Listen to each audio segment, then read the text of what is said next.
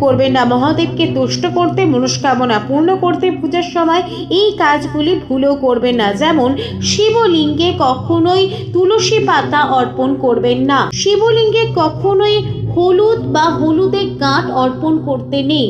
এছাড়াও শিবলিঙ্গে সিঁদুর অর্পণ করতে নেই। শিবলিঙ্গে চাল অর্পণ করার নিয়ম রয়েছে, তবে সেই চাল গোটা অর্পণ করতে হবে। গোটা গোটা চাল শিবলিঙ্গে অর্পণ করতে হয়, ভাঙা চাল শিবলিঙ্গে অর্পণ করতে নেই। ভাঙা শিবলিঙ্গে কখনোই পূজা করা যাবে না।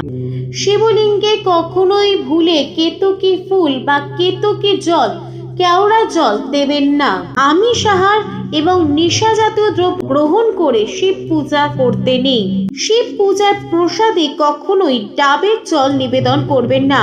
শিবলিঙ্গে যে জিনিস অর্পণ করে দিয়েছেন বা জল অর্পণ করেছেন সেই জল ভুলেও গ্রহণ করবেন না।